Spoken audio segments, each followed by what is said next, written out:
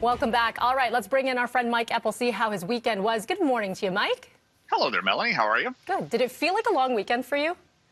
That's a good question. Now that I think about it, no, not really, but I suppose it was. It was. Yeah, it was some just time off. It's everybody is saying the same thing. The days are kind of blurring into one another, I suppose. They really are. Just got a few projects done. Whatever. A few things. A few things, though, to keep us on track, though. You're watching the markets, the U.S. markets. Yes. Interesting. While the TSX was closed yesterday. Here's a little secret. When Bay Street is open and Wall Street's closed, things are kind of quiet. Mm-hmm. But when Wall Street's open, things are usually happening. And that was indeed the case yesterday. The Dow jumped by 911 points. Oh. It was one of its best days of the year. There were three things going on. First of all, we had comments by the U.S. Federal Reserve Chair Jay Powell over the weekend, and he was talking about, spending more money at the central bank level, not seeing a Great Depression or anything of that nature. Sounded, cautionary, but trying to calm things down. So that was one thing.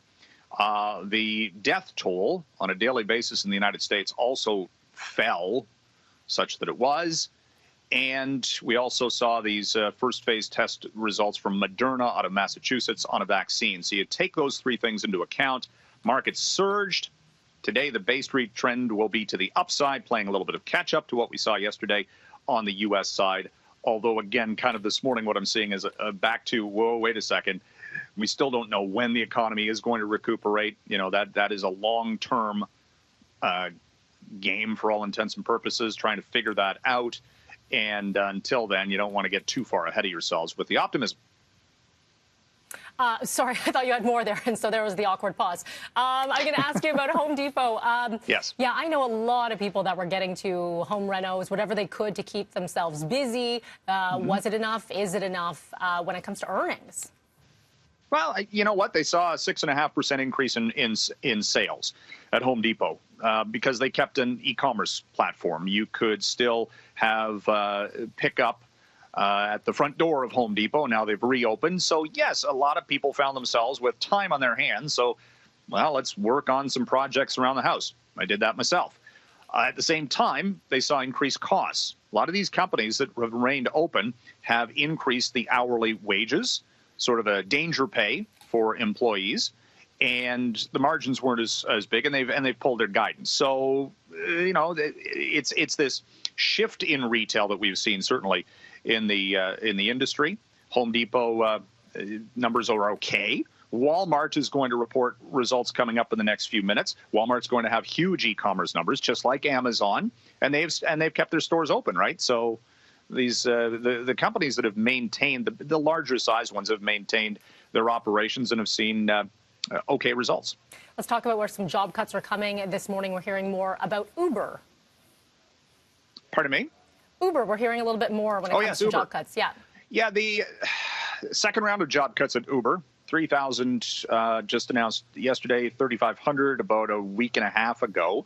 So we're at about 25% of Uber's worldwide workforce. They're closing offices. They're really scaling back here.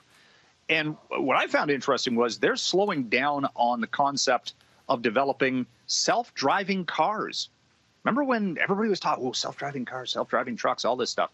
All of that has been pushed to the back burner now during the pandemic because people aren't driving in general. So it's again, a focus on the here and now, not so much the future. And I thought that was kind of a tell by Uber. Maybe that technology is further away than we thought, and that the regulatory implications that are going to be needed just to pass that. Governments have other things to worry about rather than trying to figure out if a car can drive itself. That being said, you would think they want to look to that technology because if they want to reduce the contact between drivers and passengers, that might be the way to go. So I guess a couple ways to look at it. But then the flip side is you've got so many people unemployed. What kind of, you got to get people working before they're even interested in doing all that other stuff. So maybe you got to get the economy going before you worry about future tech. The future. Really quickly, Mike, I just want to get your take on the price of gas this week because you've been watching what's happening with oil. So what could we see it doing? Yeah, I wouldn't be surprised to see the price for gas going up this week. Oil spiked 8% yesterday. It's at its highest level in a couple of months, actually, north of $32 a barrel. So watch that today. The supply balance has kind of been balancing out. It was a month ago today that oil was at negative $38, Melanie. Things have changed very quickly.